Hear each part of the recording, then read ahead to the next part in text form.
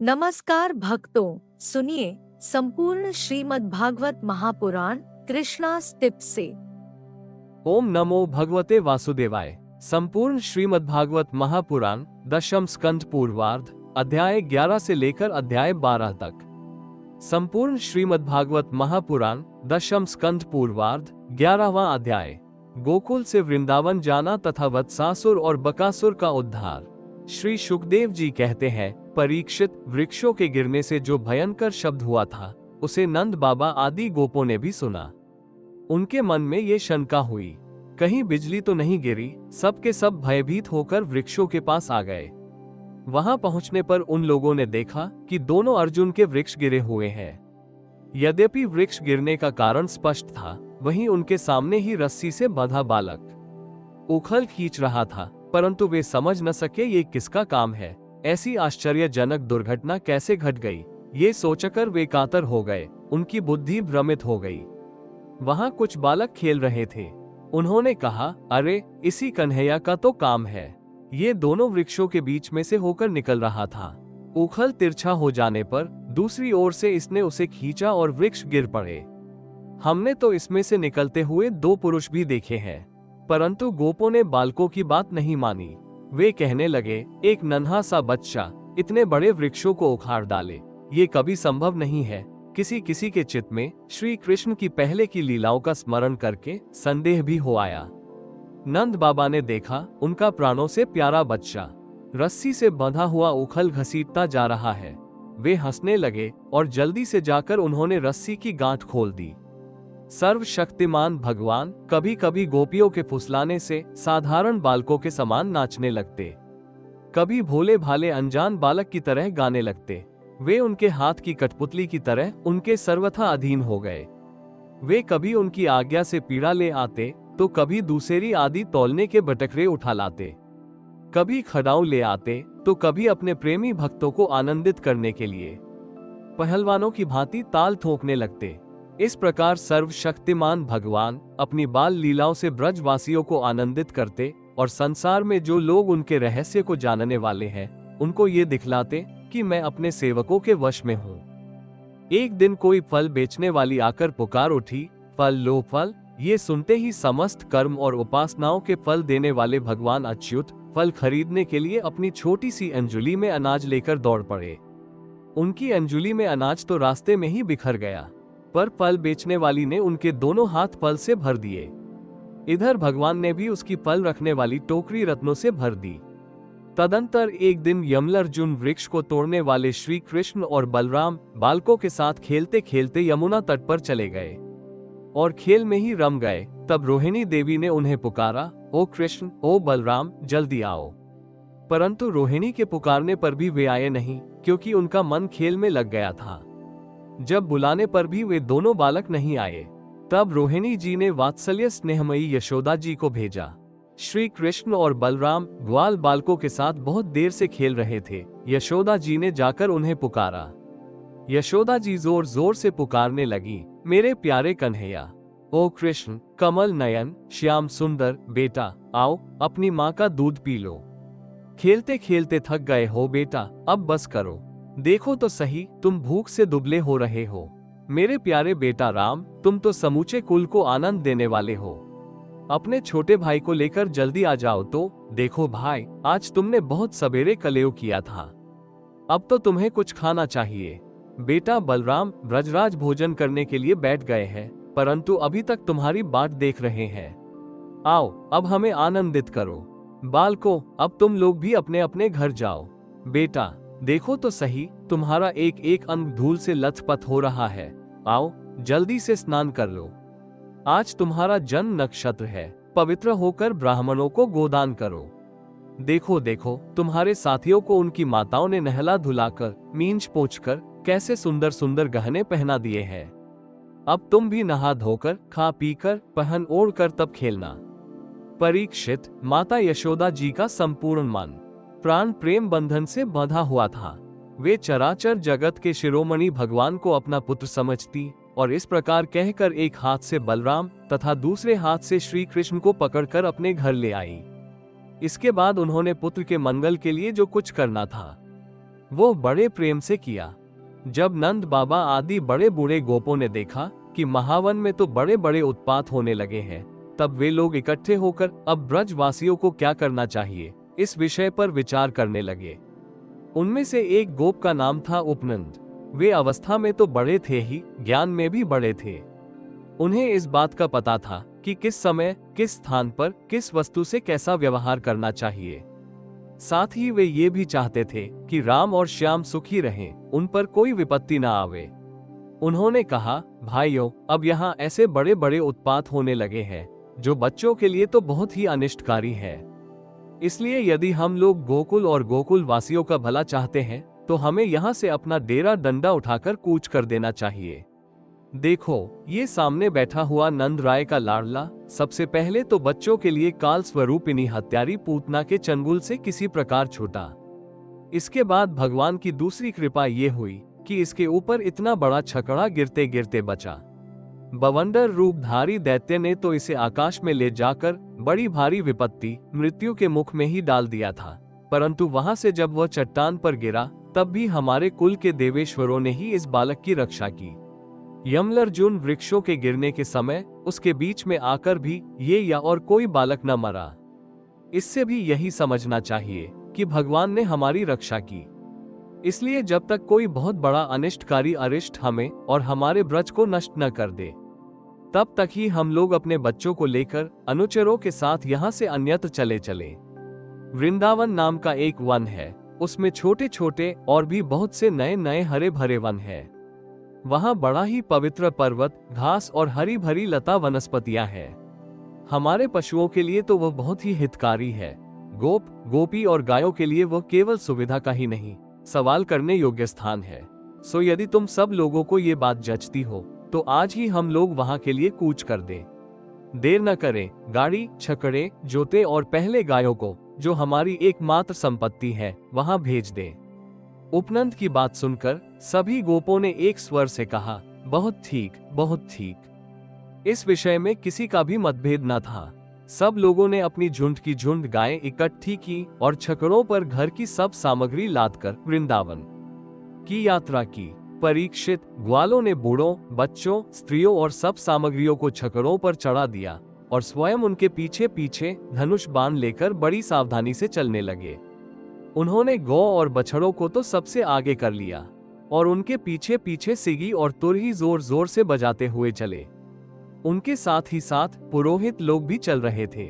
गोपियां अपने अपने वक्षस्थल स्थल पर नई केसर लगाकर, सुंदर सुंदर वस्त्र पहनकर, गले में सोने के हार धारण किए हुए रथों पर सवार थी और बड़े आनंद से भगवान श्री कृष्ण की लीलाओं के गीत गाती जाती थी। यशोदा रानी और रोहिणी जी भी वैसे ही सज धज कर अपने अपने प्यारे पुत्र श्री कृष्ण तथा बलराम के साथ एक छकड़े पर शोभायमान हो रही थी। वे अपने दोनों बालकों की तोतली बोली सुन सुनकर भी अघाती न थी और सुनना चाहती थी। वृंदावन बड़ा ही सुंदर वन है, चाहे कोई भी ऋतु हो, वहाँ सुख ही सुख है। उसमें प्रवेश करके ग्वालों ने अपने छकड़ों को अर्धचंद्राकार मंडल बांधकर खड़ा कर दिया और अपने गोधन के रहने योग्य स्थान बना लिया। परीक्षित, वृंदावन का हरा भरा वन, अत्यंत मनोहर गोवर्धन पर्वत और यमुना नदी के सुंदर सुंदर पुलियों को देखकर भगवान श्री कृष्ण और बलराम जी के हृदय में उत्तम प्रीति का उदय हुआ। राम और श्याम दोनों ही अपनी तोतली बोली और अत्यंत मधुर बालोचित लीलाओं से गोकुल की ही तरह वृंदावन में भी ब्रजवासियों को आनंद देते रहे। थोड़े ही दिनों में समय आने पर वे बछड़े चराने लगे। दूसरे ग्वाल बालों के साथ खेलने के लिए बहुत सी सामग्री लेकर वे घर से निकल पड़ते और गोष्ठ के पास ही अपने बछड़ों को चराते। श्याम और राम कहीं बांसुरी बजा रहे हैं तो कहीं गुलेल या धेलवास से धेले या गोलियां फेंक रहे हैं। किसी समय अपने पैरों के घुंघरू पर तान छेड़ रहे हैं तो कहीं बनावटी गाय और बैल बनकर खेल रहे हैं। एक ओर देखिए तो सांड बनकर हकड़ते हुए आपस में लड़ रहे हैं तो दूसरी ओर मोर, कोयल, बंदर आदि पशु पक्षियों की बोलियां निकाल रहे हैं। परीक्षित, इस प्रकार सर्वशक्तिमान भगवान साधारण बालकों के समान खेलते रहते। एक दिन की बात है, श्याम और बलराम अपने प्रेमी सखा ग्वाल बालों के साथ यमुना तट पर बछड़े चरा रहे थे। उसी समय उन्हें मारने की नीयत से एक दैत्य आया। भगवान ने देखा कि वो बनावटी बछड़े का रूप धारण कर बछड़ों के झुंड में मिल गया है। वे आंखों के इशारे से बलराम जी को दिखाते हुए धीरे धीरे उसके पास पहुंच गए। उस समय ऐसा जान पड़ता था मानो वे दैत्य को तो पहचानते नहीं और उस हटे कट्टे सुंदर बछड़े पर मुग्ध हो गए हैं। भगवान श्री कृष्ण ने पूंछ के साथ उसके दोनों पिछले पैर पकड़कर आकाश में घुमाया और मर जाने पर कैथ के वृक्ष पर पटक दिया। उसका लंबा तगड़ा दैत्य शरीर बहुत से कैथ के वृक्षों को गिराकर स्वयं भी गिर पड़ा। ये देखकर ग्वाल बालों के आश्चर्य की सीमा न रही। वे वाह वाह करके प्यारे कन्हैया की प्रशंसा करने लगे। देवता भी बड़े आनंद से फूलों की वर्षा करने लगे। परीक्षित, जो सारे लोगों के एकमात्र रक्षक हैं, वे ही श्याम और बलराम अब वत्सपाल बने हुए हैं। वे तड़के ही उठकर कलिवे की सामग्री ले लेते और बछड़ों को चराते हुए एक वन से दूसरे वन में घूमा करते। एक दिन की बात है, सब ग्वाल बाल अपने झुंड के झुंड बछड़ों को पानी पिलाने के लिए जलाशय के तट पर ले गए।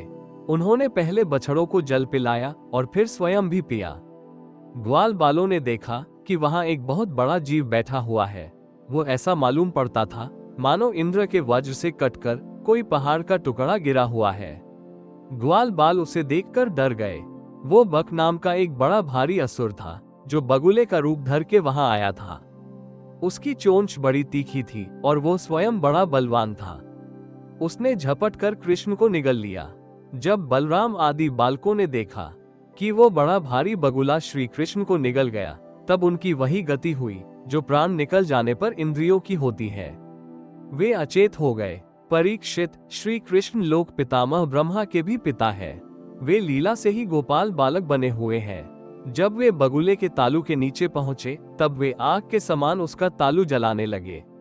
अतः उस दैत्य ने श्री कृष्ण के शरीर पर बिना किसी प्रकार का घाव किए ही झटपट उन्हें उगल दिया और फिर बड़े क्रोध से अपनी कठोर चोंच से उन पर चोट करने के लिए टूट पड़ा।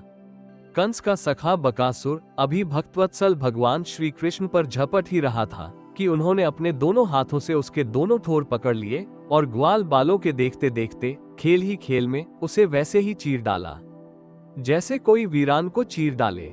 इससे देवताओं को बड़ा आनंद हुआ। सभी देवता भगवान श्री कृष्ण पर नंदन वन के बेला, चमेली आदि के फूल बरसाने लगे तथा नगरे, शंख आदि बजाकर एवं स्तोत्रों के द्वारा उनको प्रसन्न करने लगे। ये सब देखकर सब के सब ग्वाल बाल आश्चर्यचकित हो गए। जब बलराम आदि बालकों ने देखा कि श्री कृष्ण बगुले के मुंह से निकलकर हमारे पास आ गए हैं, तब उन्हें ऐसा आनंद हुआ मानो प्राणों के संचार से इंद्रियां सचेत और आनंदित हो गई हों।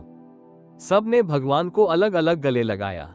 इसके बाद अपने अपने बछड़े हाँक कर सब ब्रज में आए और वहां उन्होंने घर के लोगों से सारी घटना कह सुनाई। परीक्षित, बकासुर के वध की घटना सुनकर सबके सब गोपी गोप आश्चर्यचकित हो गए। उन्हें ऐसा जान पड़ा जैसे कन्हैया साक्षात मृत्यु के मुख से ही लौटे हों। वे बड़ी उत्सुकता, प्रेम और आदर से श्री कृष्ण को निहारने लगे। उनके नेत्रों की प्यास बढ़ती ही जाती थी, किसी प्रकार उन्हें तृप्ति न होती थी। वे आपस में कहने लगे, हाय हाय, ये कितने आश्चर्य की बात है। इस बालक को कई बार मृत्यु के मुंह में जाना पड़ा, परंतु जिन्होंने इसका अनिष्ट करना चाहा, उन्हीं का अनिष्ट हुआ, क्योंकि उन्होंने पहले से दूसरों का अनिष्ट किया था। ये सब होने पर भी वे भयंकर असुर इसका कुछ भी नहीं बिगाड़ पाते। आते हैं इसे मार डालने की नीयत से, किंतु आग पर गिरकर पतंगों की तरह उल्टे स्वयं स्वाहा हो जाते हैं। सच है, ब्रह्मवेता महात्माओं के वचन कभी झूठे नहीं होते। देखो ना, महात्मा गर्गाचार्य ने जितनी बातें कही थी, सबकी सब 16 आने ठीक उतर रही हैं। नंद बाबा आदि गोपगण इसी प्रकार बड़े आनंद से अपने श्याम और राम की बातें किया करते। वे उनमें इतने तन्मय रहते कि उन्हें संसार के दुख संकटों का कुछ पता ही न चलता। इसी प्रकार श्याम और बलराम ग्वाल बालों के साथ कभी आंख मिचौनी खेलते तो कभी पुल बांधते, कभी बंदरों की भांति उछलते कूदते तो कभी और कोई विचित्र खेल करते। इस प्रकार के बालोचित खेलों से उन दोनों ने ब्रज में अपनी बाल्यावस्था व्यतीत की। संपूर्ण श्रीमद्भागवत महापुराण 10वें स्कंध पूर्वार्ध 12वां अध्याय। अघासुर का उद्धार। श्री सुखदेव जी कहते हैं, परीक्षित, एक दिन नंद नंदन श्याम सुंदर वन में ही कलेवा करने के विचार से बड़े तड़के उठ गए और सिंगी बाजे की मधुर मनोहर ध्वनि से अपने साथी ग्वाल बालों को मन की बात जनाते हुए उन्हें जगाया, और बछड़ों को आगे करके वे ब्रज मंडल से निकल पड़े।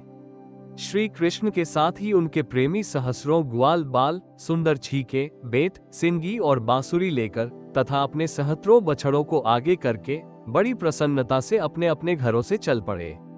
उन्होंने श्री कृष्ण के अगणित बछड़ों में अपने अपने बछड़े मिला दिए और स्थान स्थान पर बालोचित खेल खेलते हुए विचरने लगे।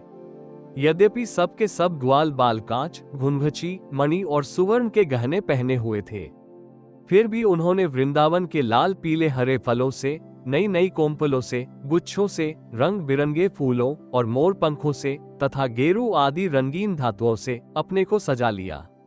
कोई किसी का छीका चुरा लेता तो कोई किसी की बेत या बांसुरी।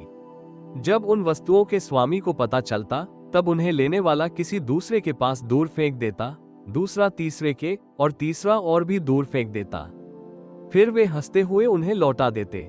यदि श्याम सुंदर श्री कृष्ण वन की शोभा देखने के लिए कुछ आगे बढ़ जाते तो पहले मैं छूऊंगा, पहले मैं छूऊंगा, इस प्रकार आपस में होड़ लगाकर सब के सब उनकी ओर दौड़ पड़ते और उन्हें छू छू कर आनंद मग्न हो जाते।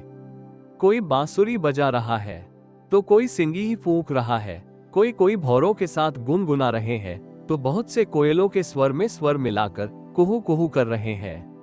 एक और कुछ ग्वाल बाल आकाश में उड़ते हुए पक्षियों की छाया के साथ दौड़ लगा रहे हैं, तो दूसरी ओर कुछ हंसों की चाल की नकल करते हुए उनके साथ सुंदर गति से चल रहे हैं।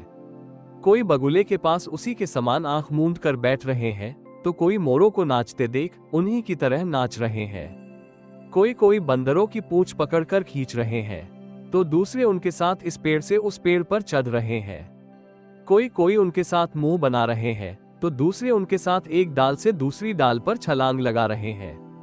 बहुत से ग्वाल बाल तो नदी के कछार में छपका खेल रहे हैं और उसमें फुदकते हुए मेढकों के साथ स्वयं भी फुदक रहे हैं। कोई पानी में अपनी परछाई देखकर उसकी हंसी कर रहे हैं तो दूसरे शब्द की प्रतिध्वनि को ही बुरा भला कह रहे हैं। भगवान श्री कृष्ण ज्ञानी संतों के लिए स्वयं ब्रह्मानंद के मूर्तिमान अनुभव है। दास्य भाव से युक्त भक्तों के लिए वे उनके आराध्य देव, परम ऐश्वर्यशाली परमेश्वर हैं, और माया मोहित विषयांधों के लिए वे केवल एक मनुष्य बालक हैं। उन्हीं भगवान के साथ वे महान पुण्यात्मा ग्वाल बाल तरह तरह के खेल खेल रहे हैं। बहुत जन्मों तक श्रम और कष्ट उठाकर उन्होंने अपनी इंद्रियों और अंतःकरण को वश में कर लिया है। उन योगियों के लिए भी भगवान श्री कृष्ण के चरण कमलों की रज अप्राप्य है। वही भगवान स्वयं जिन ब्रजवासी ग्वाल बालों की आंखों के सामने रहकर सदा खेल खेलते हैं, उनके सौभाग्य की महिमा इससे अधिक क्या कही जाए। परीक्षित, इसी समय अघासुर नाम का महान दैत्य आधमका, उससे श्री कृष्ण और ग्वाल बालों की सुखमयी क्रीड़ा देखी न गई। उसके हृदय में जलन होने लगी। वह इतना भयंकर था कि अमृतपान करके अमर हुए देवता भी उससे अपने जीवन की रक्षा करने के लिए चिंतित रहा करते थे और इस बात की बाट देखते रहते थे कि किसी प्रकार से इसकी मृत्यु का अवसर आ जाए। अघासुर पूतना और बकासुर का छोटा भाई तथा कंस का भेजा था। वो श्री कृष्ण, श्रीदमा आदि ग्वाल बालों को देखकर मन ही मन सोचने लगा कि यही मेरे सगे भाई और बहन को मारने वाला है, इसलिए आज मैं इन ग्वाल बालों के साथ इसे मार डालूंगा। जब ये सब मरकर मेरे उन दोनों भाई बहनों के मृत तर्पण की तिलांजलि बन जाएंगे, तब ब्रजवासी अपने आप मरे जैसे हो जाएंगे। संतान ही प्राणियों के प्राण है। जब प्राण ही न रहेंगे तब शरीर कैसे रहेगा। इसकी मृत्यु से ब्रजवासी अपने आप मर जाएंगे। ऐसा निश्चय करके वो दुष्ट दैत्य अजगर का रूप धारण कर मार्ग में लेट गया। उसका वह अजगर शरीर 1 योजन लंबे बड़े पर्वत के समान विशाल एवं मोटा था। वो बहुत ही अद्भुत था। उसकी नीयत सब बालकों को निगल जाने की थी, इसलिए उसने गुफा से समान अपना बहुत बड़ा मुंह फाड़ रखा था। उसका नीचे का होंठ पृथ्वी से और ऊपर का होंठ बादलों से लग रहा था। उसके जबड़े कंदराओं के समान थे और दाढ़ें पर्वत के शिखर सी जान पड़ती थी। मुंह के भीतर घोर अंधकार था। जीभ एक चौड़ी लाल सड़क सी दिखती थी। सांस आंधी के समान थी और आंखें दावानल के समान दहक रही थीं। अघासुर का ऐसा रूप देखकर बालकों ने समझा कि यह भी वृंदावन की कोई शोभा है। वे कौतूहलवश खेल ही खेल में उत्प्रेक्षा करने लगे कि यह मानो अजगर का खुला हुआ मुंह है। कोई कहता, मित्रों भला बतलाओ तो, ये जो हमारे सामने कोई जीव सा बैठा है, ये हमें निगलने के लिए खुले हुए किसी अजगर के मुंह जैसा नहीं है। दूसरे ने कहा, सचमुच सूर्य की किरणें पड़ने से ये जो बादल लाल लाल हो गए हैं, वे ऐसे मालूम होते हैं मानो ठीक ठीक उसका ऊपरी होंठ ही हो, और इन्हीं बादलों की परछाई से ये जो नीचे की भूमि कुछ लाल लाल दिख रही है, वही इसका नीचे का होंठ जान पड़ता है। तीसरे ग्वाल बालक ने कहा, हाँ सच तो है, देखो तो सही, क्या ये दाईं और बाईं ओर की गिरी कंदराएं अजगर के जबड़ों की होड़ नहीं करती, और ये ऊंची ऊंची शिखर पंक्तियां तो साफ साफ इसकी दाढ़ें मालूम पड़ती है। चौथे ने कहा, अरे भाई, ये लंबी चौड़ी सड़क तो ठीक अजगर की जीभ सरीखी मालूम पड़ती है, और इन गिरी श्रृंगों के बीच का अंधकार तो उसके मुंह के भीतरी भाग को भी मात करता है।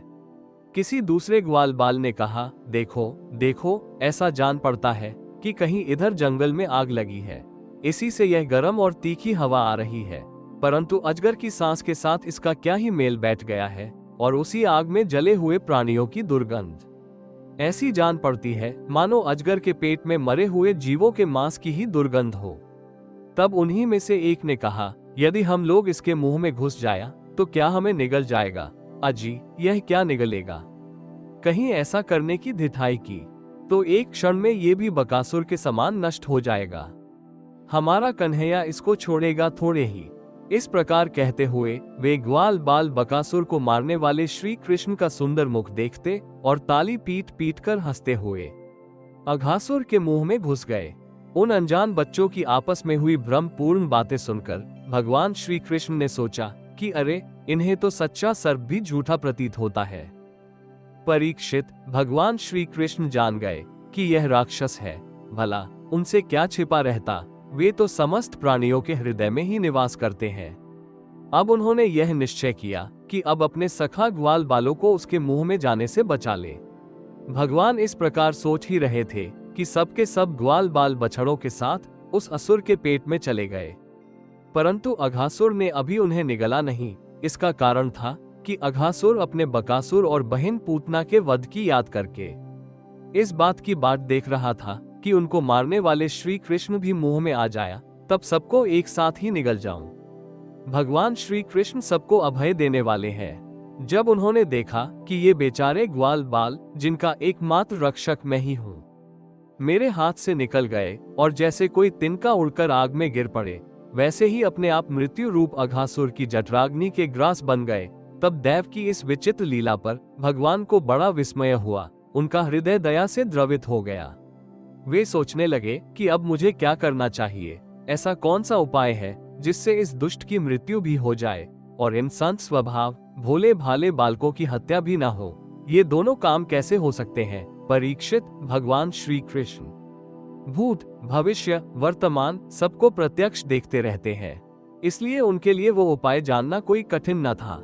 वे अपना कर्तव्य निश्चय करके स्वयं उसके मुंह में घुस गए। उस समय बादलों में छिपे हुए देवता भयवश हाय हाय पुकार उठे और अघासुर के हितैषी कंस आदि राक्षस हर्ष प्रकट करने लगे। अघासुर बछड़ों और ग्वाल बालों के सहित भगवान श्री कृष्ण को अपनी दाढ़ों से चबाकर चूर चूर कर डालना चाहता था, परंतु उसी समय अविनाशी श्री कृष्ण ने देवताओं की हाय हाय सुनकर उसके गले में अपने शरीर को बड़ी फुर्ती से बढ़ा लिया। इसके बाद भगवान ने अपने शरीर को इतना बड़ा कर लिया कि उसका गला रूंध गया, आंखें उलट गईं, वो व्याकुल होकर बहुत ही छटपटाने लगा, सांस रुककर सारे शरीर में भर गई और अंत में उसके प्राण ब्रह्मरंध्र फोड़कर निकल गए। उसी मार्ग से प्राणों के साथ उसकी इंद्रियां भी शरीर से बाहर हो गईं। उसी समय भगवान मुकुंद ने अपनी अमृतमयी दृष्टि से मरे हुए बछड़ों और ग्वाल बालों को जिला दिया और उन सबको साथ लेकर वे अघासुर के मुंह के बाहर निकल आए। उस अजगर के स्थूल शरीर से एक अत्यंत अद्भुत और महान ज्योति निकली। उस समय उस ज्योति के प्रकाश से 10 दिशाएं प्रज्वलित हो उठी। वो थोड़ी देर तक तो आकाश में स्थित होकर भगवान के निकलने की प्रतीक्षा करती रही। जब वे बाहर निकल आए तब वो सब देवताओं के देखते देखते उन्हीं में समा गईं। उस समय देवताओं ने फूल बरसाकर, अप्सराओं ने नाचकर, गंधर्वों ने गाकर, विद्याधरों ने बाजे बजाकर, ब्राह्मणों ने स्तुति पाठ कर और पार्षदों ने जय जयकार के नारे लगाकर बड़े आनंद से भगवान श्री कृष्ण का अभिनंदन किया, क्योंकि भगवान श्री कृष्ण ने अघासुर को मारकर उन सबका बहुत बड़ा काम किया था। उन अद्भुत स्तुतियों, सुंदर बाजों, मंगलमय गीतों, जय जयकार और आनंदोत्सवों की मंगल ध्वनि ब्रह्मलोक के पास पहुंच गई। जब ब्रह्मा जी ने वो ध्वनि सुनी, तब वे बहुत ही शीघ्र अपने वाहन पर चढ़कर वहां आए और भगवान श्री कृष्ण की यह महिमा देखकर आश्चर्यचकित हो गए। परीक्षित, जब वृंदावन में अजगर का वो चाम सूख गया, तब वह ब्रजवासियों के लिए बहुत दिनों तक खेलने की एक अद्भुत गुफा सी बना रहा। ये जो भगवान ने अपने ग्वाल बालों को मृत्यु के मुख से बचाया था और अघासुर को मोक्ष दान किया था, वह लीला भगवान ने अपने कुमार अवस्था में अर्थात 5वें वर्ष में ही की थी। ग्वाल बालों ने उसे उसी समय देखा भी था, परंतु गौगंड अवस्था अर्थात 6ठे वर्ष में अत्यंत आश्चर्यचकित होकर ब्रज में उसका वर्णन किया। अघासुर मूर्तिमान अध पाप ही था। भगवान के स्पर्श मात्र से उसके सारे पाप धुल गए और उसे उस सारूप्य मुक्ति की प्राप्ति हुई जो पापियों को कभी मिल नहीं सकती। परंतु ये कोई आश्चर्य की बात नहीं है, क्योंकि मनुष्य बालक की सी लीला रचने वाले ये वे ही परम पुरुष परमात्मा है, जो व्यक्त, अव्यक्त और कार्य कारण रूप समस्त जगत के एकमात्र विधाता है।